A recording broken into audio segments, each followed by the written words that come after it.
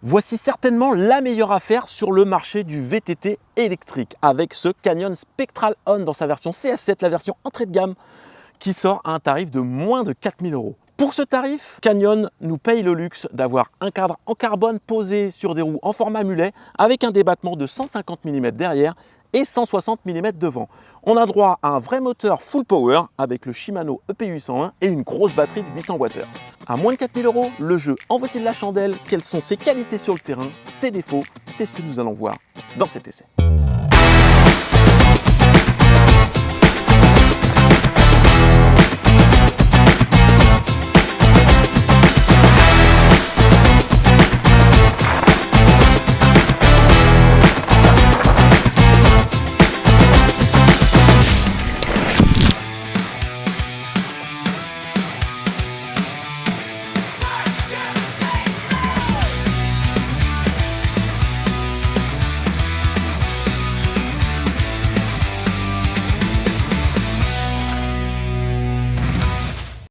Salut à tous, bienvenue sur Endurobike. Aujourd'hui on se retrouve avec mon cher ami Laurent pour un test VTT bien sûr. Parce que Laurent, toi, les musculaires c'est pas ton truc. Ouais, j'aime pas monter. Ouais, t'aimes pas monter, exactement, t'aimes pas pédaler. Et un test très intéressant aujourd'hui puisqu'on a testé l'un des VTT les moins chers du marché. Des vrais VTT avec une vraie cinématique, un vrai châssis. Donc qui est le Canyon Spectral CF dans sa version entrée de gamme 7. 7, exactement, qui sort à un tarif de 3 999 €, donc c'est particulièrement bien placé, surtout quand on voit l'équipement. Et c'est un vélo qu'on va vous présenter tout de suite. Bon Lolo, comment tu le trouves ce Canyon Spectral? Bah écoute, moi je le trouve plutôt sexy, tu vois. En bicolore comme ça, t'as un petit terracotta brillant devant et derrière c'est un noir mat. Je trouve que l'ensemble c'est bien fini. Ouais. Le vélo en lui-même est bien fini. Il a une belle forme en plus, hein. T'as vu, c'est bien sloppy et franchement il est assez racé comme vélo. Ouais, exactement. Moi il me plaît pas mal. Plutôt joli. Ouais, on pourrait dire moins de 4 000 € tu fais concession sur le look. Bah non, là on a un vélo qu'en jette. Hein. Ouais, franchement il est vraiment beau. Il est aussi beau parce qu'il est bien fini ce vélo. Ouais, effectivement, tu vois, il est super bien fini. Il y a rien qui dépasse, tout est bien attaché. Le passage de câble il se fait dans la douille de direction. Bon ça pour l'entretien c'est un peu crispant. On aime pas. Mais c'est propre. Du coup c'est clean. En plus le cadre carbone il est vraiment beau, la peinture. Impeccable. En termes de finition, elle est nickel. En termes de résistance, on n'a pas fait d'impact dessus ni de grosses rayures. Ça c'est cool. Donc ça a l'air de bien tenir. On a des belles protections derrière. Ouais, et en plus tu peux même ajouter que toi d'origine ils mettent des petits patchs transparents là pour protéger le noir mat sur les bases. Ouais, des talons des chaussures. Ouais. Ça c'est bien vu. On a une bonne protection de base, bien généreuse. Puis on a un petit patch là ici en caoutchouc, là, ici pour l'articulation. Je sais pas, il est plein de boue, t'as pas nettoyé le vélo. Donc, t'abuses toi, hein, sans déconner. Ah là on le voit mieux. C'est bon. Hop. Là il y a un petit patch pour éviter que les cailloux ils viennent se mettre dans l'articulation. Donc ça c'est bien vu. Ouais. On a un sabot moteur. Oui, qui est assez épais. Pareil, si t'enlèves la boue. Ah, il est assez épais. Hein. Là on peut venir taper, il n'y a pas de souci. Il sert aussi de trappe à batterie. Donc ça c'est plutôt sympa. Et on a une petite protection en haut là. Je pense que c'est pour protéger au niveau de la fourche, sachant qu'on a un blocage au niveau de la direction. Ok. On a aussi des roulements qui sont vraiment bien dimensionnés. Ouais. Et voilà, il y a le coupe de serrage qui est dessus, c'est quand même un bon point également. Ouais, il faut noter quand même un défaut sur ce Canyon, c'est qu'il est très bruyant. Ouais. En descente, il est très bruyant, il fait beaucoup de bruit. Et moi, je pense que déjà, le moteur Shimano, il a tendance à glinguer en descente. Mais tu as la chaîne qui repose sur le protège-base et je pense que ça doit y jouer. Et la chaîne vient claquer abondamment en descente. Ouais, et puis comme il est assez rigide, ça fait clac. Bon, on va basculer sur le côté pratique. Déjà, allume-moi cette petite machine. Regarde-toi, le petit bouton, il est un peu caché au début. Qu'on ne le sait pas, on pourrait le chercher. Ouais. Généralement, on s'attend à l'avoir sur les boutons là. Effectivement. En fait, pour gagner de la place, le bouton est déplacé là. Ok, bah c'est pas plus mal. Hein. Ouais, ça va. Surtout qu'il prend pas la bougne, hein, donc c'est bien. Il y a quoi d'autre? On a un porte-bidon? Ouais, le porte-bidon, que je trouve peut-être un peu bas, mais... Ouais, après, ça fait le café, comme on dit. Ça marche quand même, ouais. La batterie est démontable et ça, alléluia, c'est très bien. Ouais. Tu l'as démontée? Non. Tu veux que je la démonte en direct? Allez, vas-y, montre-moi, parce que du coup, tiens. J'ai pas regardé cet aspect-là. Je te passe l'appareil. Ce qu'il y a de mieux, c'est de retourner le vélo. Je sais pas si tu vas arriver à me filmer correctement. Ouais, puis moi, je suis pas très bon en cadrage. T'es pas très bon en cadrage, mais c'est pas grave, ça fera le café. Ça fera l'affaire. Je sais pas ce que j'ai avec le café, je pense que j'ai envie d'un café. Et en fait, là, tu as une petite languette à tirer. Tu viens décaler. Je vais venir zoomer. Bien évidemment, il va pas vouloir sortir. Voilà. Tu viens décaler ça. Et en fait, tu as 2 petites vis ici. Et tu viens sortir la batterie là. Il faut la débrancher là. Tu as la prise. Et la remettre. Donc voilà, une fois que tu as remonté la batterie, désolé pour l'avion, hop. On vient remettre le sabot moteur et remettre la languette. Bon, c'est plutôt pratique. Il suffit d'avoir une clé Allen et franchement ça se fait bien. Le seul truc c'est qu'il faut mieux retourner le vélo parce qu'après la batterie est assez longue. Du coup si on a le vélo qui est posé sur ses roues, on a du mal à l'enlever. Voilà, tout simplement. Qu'est-ce qu'il y a d'autre à rajouter sur ce côté pratique? Peut-être l'écran qui est un ancien écran qui n'est pas intégré au top tube. Donc maintenant on a l'habitude de voir des écrans intégrés au top tube. Il y a moins d'informations que sur les écrans type Bosch, Kiox 400C ou des DJI ou enfin Avinox maintenant. Mais c'est simple, c'est plutôt intuitif et la manette est plutôt très ergonomique, il y a 2 boutons. Et franchement, on ne peut pas se tromper et c'est plutôt cool. Alors, tu me parlais de la prise, mon petit Laurent. Exactement. La prise est ici, toi qui charges directement dans le garage, c'est une prise qui est aimantée, donc tu ne peux pas te tromper. Et c'est plutôt pratique, tu disais. Ouais, carrément. Et Okay. en fait, ça referme bien et ça prend pas la boue. Bah, il y a un petit joint d'étanchéité qui est là. Je sais pas si tu zoomes dessus, mais voilà. La gamme Canyon Spectral On est composée de 4 modèles allant de cette version CF7 à 3 999 € à une version CFR à 5 999 €. Nous avons donc testé la version entrée de gamme, ce Spectral On CF7. On retrouve sur cette version entrée de gamme un duo de suspension de chez RockShox avec une Lyric base en 160 mm de débattement à l'avant et un RockShox Deluxe Select en 150 mm de débattement à l'arrière. On retrouve une transmission Shimano Deore 12 vitesses avec une cassette en 10-51 et des manivelles en aluminium de 165 mm de longueur. Au niveau des trains roulants, on trouve une paire de roues Raceface AR30 chaussées de pneus Maxxis en gomme 3C Max Terra avec un Assegai Exo à l'avant et un mignon DHR2 en carcasse Exo Plus à l'arrière. Ce sont des freins Shimano Deore 4 pistons qui s'occupent de stopper la machine et ils sont équipés de disques en 203 mm à l'avant et à l'arrière. Quant aux périphériques, ils nous viennent tout droit de chez Canyon avec un combo cintre potence en aluminium en 35 mm de section. La potence fait 45 mm de longueur et le cintre fait 780 mm de longueur et 30 mm de rise. Quant à la tige de selle télescopique, elle est disponible en 150 mm de débattement sur notre taille M. Et on va terminer cette revue d'équipement avec la partie motorisation. On retrouve sur cette version CF7 2025 un Shimano EP 801. Il faut savoir que sur la CF7 2026, il a été remplacé par un EP600, un peu moins haut de gamme. Sur tous les autres Spectral Home, c'est l'EP801 qui est couplé à une batterie d'Arfon en capacité de 800 Wh. Il est disponible en 4 tailles, de la taille S à la taille XL. Attention, c'est des vélos qui sont plutôt grands. La taille M, elle va de 1m75 à 1m83. Donc sur cette taille M, on retrouve un reach de 460 mm, une base arrière de 440 mm, plutôt courte pour un mulet, un empattement de 1223 mm, ce qui est plutôt court pour un vélo de ce segment. On peut retrouver du coup au niveau de la fourche un angle de 65,5 degrés et sur la tige de selle 76,5 degrés. Donc plutôt redressé pour être assis correctement en montée. Bon, on va passer au ressenti terrain parce que c'est vraiment ce qui est intéressant avec ce Canyon CF7, c'est qu'il est vraiment très peu cher pour un châssis carbone avec un VTT-AE full power. Qu'est-ce que tu as ressenti toi dans les premiers contacts avec la machine? Bah écoute, la première fois où je l'ai roulé là, je me suis dit bon en taille on est pas mal. Parce que Canyon généralement c'est taille grand. Donc là le M j'étais bien dessus. Par contre effectivement on n'a pas l'habitude d'avoir des vélos avec des suspensions d'entrée de gamme, on va dire. Et moi en fait c'est la première chose qui m'a un peu étonné. C'est vraiment rigide, tu vois, ça m'a pas mis en confiance tout de suite. Ça manque un peu de confort. Ah ouais. Disons que la fourche elle travaille moins bien, elle a une cartouche une cartouche de base quoi, qui fonctionne beaucoup moins bien qu'une chargeur 3 points. Après on reste sur un châssis de Lyric, donc le châssis est bon, sauf que effectivement l'amortissement l'est un petit peu moins. Disons qu'on amortit un peu moins bien les chocs, elle sature un peu plus, et pareil pour l'amortisseur derrière, on a une suspension arrière effectivement qui apporte moins de confort. Je ne sais pas si c'est la cinématique du vélo ou l'amortisseur Deluxe Select qui est un petit peu moins performant, mais en tout cas on se fait un peu taper de l'arrière. Ouais, exactement. Toi et puis moi, avec mon niveau technique, j'aime bien avoir un minimum de confort pour vraiment être rassuré, tu vois. Ouais. Et là, faut le tenir quand même le vélo. Comment il grimpe ce Canyon? Bah écoute, ça grimpe bien. Enfin là maintenant avec les moteurs et tout, ça grimpe bien. Après, C'est un Shimano EP801, Ouais. le moteur. Bon, ça marche bien. Hein. Alors le moteur il marche, enfin moi j'ai toujours aimé ce moteur, d'ailleurs je l'avais acheté à un moment donné. Je l'ai toujours aimé, la difficulté qu'a ce moteur c'est la coupure à 25-26 là, Ah oui, qui- ça c'est un peu pénible. qui ouais, est c'est vrai. vraiment dur. Mais après dans le fonctionnement, il est agréable.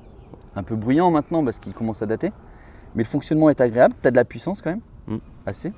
En tout cas pour monter des ce qu'on Bah, t'as montait. 600 watts de puissance, 85 Nm de coupe. Ouais. C'est quand même suffisant pour la plupart des sorties. Ouais. Hein, maintenant, ils font des moteurs avec 120 Nm, avec même encore plus. Mais bon, là, pour exploiter la puissance, ça devient Ouais, c'est un autre petit chose. peu compliqué. Là, on est quand même sur du classique, 85 Nm. Ça fonctionne bien. Ouais. C'est un tout petit peu bruyant, mais ça va, ça passe. Le moteur en lui-même, c'est vrai qu'il est très naturel. Oui. Il ne donne pas d'à-coup, Non. sauf ce que tu disais à la coupure à 26 où là c'est brutal, ça reprend, ça Ouais. s'arrête, ça reprend. Et ça c'est vraiment pénible sur des liaisons où tu es justement à cette vitesse-là, 25-26, où ça fait que couper et c'est un peu pénible. Et en plus, toi, avec ce moteur Shimano là, la batterie là, elle est plutôt. Le vélo est bien équilibré, je trouve. Ouais. Par rapport à cette batterie. Chaque fois que j'ai eu un Shimano avec une batterie de 750 Wh, je trouvais que ça faisait un bon équilibre comparé aux grosses Bosch qu'on avait de 800 à la même époque. Alors là c'est une batterie d'Arfon. Ouais, bah souvent Shimano il laisse le choix Ouais. de pouvoir avoir d'autres batteries. Souvent c'est celle-ci. Ok. Et du coup, ouais, en montée, t'as l'avant quand même assez léger. Je sais pas si t'as remarqué, Ouais. mais ça a tendance un peu à cabrer si tu te mets pas en bonne position. Ouais, mais après il est quand même assez équilibré. Ouais. Il reste un petit peu maniable. C'est pas le plus maniable des VTT à eux, puisqu'il est quand même assez long. Il reste assez maniable. C'est pareil à l'arrière, la suspension, peut-être due à l'amortisseur, elle est un petit peu moins sensible. Du coup, le grip est pas forcément oufissime, mais franchement, ça passe bien, quoi. C'est un bon petit vélo dans le D+. Ça permet de faire des bonnes sorties et puis ça se prête aussi aux balades puisque la position elle est assez confortable Ouais. et du coup on peut enquiller les bornes, pas mal de bornes sans vraiment se soucier du confort du vélo. En autonomie on a une batterie qui est quand même assez importante, on a 800 Wh de batterie, Ouais. ce qui permet de faire des belles grosses sorties. Le moteur Shimano EP801 c'est pas le moins gourmand, il consomme un petit peu mais ça reste raisonnable et on peut faire de la borne quand même avec. Donc ça c'est pas mal. A noter aussi que le vélo, on pourrait s'attendre quand même à un poids assez important au vu du tarif qui est à moins de 4000 €, mais on l'a pesé, il pèse 24 kg tout pile sur la balance. Donc c'est quand même particulièrement léger, hein, moi je trouve, hein, pour un vélo de ce ce prix-là, segment-là, oui. à ce tarif-là, parce que c'est quand même un 150-160, donc c'est pas un petit vélo. Oui, ouais, c'est clair. Et puis ça se sent. Tu sens pas qu'il est lourd ni rien. Tu sens bien. Ouais, tu sens qu'il y a un bien poids qui est assez un poids équilibré. contenu, c'est pas mal, ouais. carrément, c'est bien. Bon, on va basculer sur une partie qui est quand même là où on va se concentrer peut-être quelques critiques, puisque sur un vélo à 4000 €, là où il est mis à mal, c'est pas tellement monté, puisqu'on a un moteur qui est réputé, qu'on connaît bien et tout ça, et le châssis a quand même un petit peu moins d'importance sur ce côté-là. Mais par contre en descente, peut-être que là on a quelques trucs à dire. Il y a des qualités, il y a des défauts déjà sur ce Canyon Spectral. Après on peut pas lui demander d'être au niveau d'un vélo 2 fois plus cher. Voilà. Donc on a déjà vu que le confort, bon, il était un Ouais, il peu secoue, moins ouais. bon, donc moins rassurant pour toi. Oui. C'est un peu moins crispant pour moi, donc j'ai un peu moins cette sensation de danger que toi tu peux avoir. Est-ce que tu pourrais me donner quelques traits de caractère de ce Canyon Spectral? Moi, je trouve qu'il est quand même assez vif, ce vélo. Oui. Dans le changement, tu vois, il est quand même assez vif. En changement d'angle? Ouais. Donc Ouais, tu peux jouer avec, tu pousses dessus, Ouais. il te renvoie pas mal d'énergie. Ouais, il est quand même très joueur. Ouais. Du coup, moi, je l'ai trouvé assez rigide quand même. Est-ce que ça vient vraiment du cadre complet ou des suspensions qui sont vraiment très dures? Ouais. Là, j'ai un peu du mal à définir ça. Mais ouais, je l'ai trouvé rigide, mais du coup, très dynamique aussi, quoi. Et donc ça, c'est un premier trait de caractère que je peux lui donner. Et effectivement, moi, je manque de confiance dessus. En descente. J'ai du mal à m'engager parce que je me sens pas en totale sécurité par ces suspensions qui absorbent pas tout, Ouais, je vois ce que tu veux dire. tout aussi bien que les autres. Moi j'ai pris du plaisir à son guidon, comme quoi on peut prendre du plaisir au guidon d'un VTTAE qui coûte pas les yeux de la tête. Donc j'ai pris pas mal de plaisir au guidon du Canyon, comme tu dis, il est assez vif, tu changes d'angle facilement, tu joues avec, c'est plutôt sympa. Par contre, c'est vrai qu'on a un châssis et des suspensions qui donne la sensation d'avoir moins de débattement que ce qui est affiché. Tu vois, oui. je pars avec le vélo sans savoir le débattement de 150 mm à l'arrière et 160 mm à l'avant. Je te dis, bah là, on est sur un 130, 140. Tu vois, contrairement au cube qu'on a essayé précédemment où tu as 140, 150 et tu as l'impression plutôt d'avoir un petit peu plus. Tu vois, tu as du moelleux, tu as du confort et tout ça. Et là, je trouve que la suspension arrière, elle a un peu du mal à amortir les impacts correctement. C'est assez ferme sur toute la course de l'amortisseur. Et en plus, au freinage, on a un vélo qui vient se figer complètement avec une suspension arrière qui dribble et qui vient te taper les fesses. Exactement. Du coup, en fait, quand tu fais de l'engagé, c'est clairement, moi, j'y arrive pas parce que le vélo n'est pas assez rassurant pour moi. Et effectivement, après, quand tu fais assez vite dans les racines et tout ça, tu te fais quand même bien secouer et tu as un peu de mal à bien maîtriser l'arrière, quoi. Enfin, tu vois. Puis tu perds un petit peu en grippe aussi et puis du coup, c'est moins efficace. Après, on pourrait gagner sur ce parti-là en remplaçant l'amortisseur, mais c'est pas le but d'acheter un vélo entrée de gamme et de l'upgrader tout de suite, tu vois. Après, encore une fois, on peut prendre quand même sacrément du plaisir au guidon parce que le vélo est vraiment très rigolo. Mais juste à savoir que quand on le pousse dans ses retranchements, si on veut vraiment rouler fort, on va devoir compenser physiquement le manque de confort qui est apporté par les suspensions qui sont entrées de gamme. Exactement. Après, toi, moi, je l'ai emmené du coup chez moi dans le Chablisien où c'est un peu plus roulant et moins cassant qu'ici. Et là, tu t'amuses vraiment, quoi. C'est vraiment un vélo très dynamique et dans des chemins comme ça, tu t'amuses. En fait, il y a plusieurs cibles sur ce vélo-là. C'est le primo-accédant, celui qui veut débuter la pratique. Et c'est vraiment très très approprié. Ouais, je pense. Puisque en fait, en mode à la cool, quand tu roules à la cool, que tu n'engages pas forcément, c'est un très très bon vélo. Il monte bien, il descend bien. On voit que le châssis, la géométrie est vraiment bien étudiée. Après, on a celui qui roule déjà. T'as pas beaucoup de réglages aussi. Non, t'as pas beaucoup de réglages. Quand t'es primo néo, on va dire, en fait, le fait d'avoir peu de réglages, c'est bien. Parce que quand on a trop, tu te perds tout de suite et tout. Et niveau suspension, après, c'est vite une galère. Donc ça, moi, je trouve aussi que c'est un point positif, le fait d'en avoir peu pour pouvoir justement se lancer dans le vélo de bonne manière. Est-ce qu'on peut un peu aborder les composants, puisque sur là c'est un bike test, mais c'est quand même particulier. On a un vélo qui est à moins de 4 000 €, qui a quand même des composants qui sont, moi je trouve, bien étudiés. On a une vraie paire de pneus déjà. Vrai. Donc ça c'est vraiment très très cool. On a un Assegai devant, on a vu tout à l'heure en gomme haut de gamme et en carcasse exo certes, mais bon en gomme haut de gamme, donc ça passe. Ouais, ça va. Les freins, comment tu as trouvé les freins? Écoute, dans le très engagé, ça manque un tout petit peu de puissance par rapport à ce à quoi on a l'habitude. Oui, par rapport à Maven, mais bon là on n'est pas sur ce segment-là.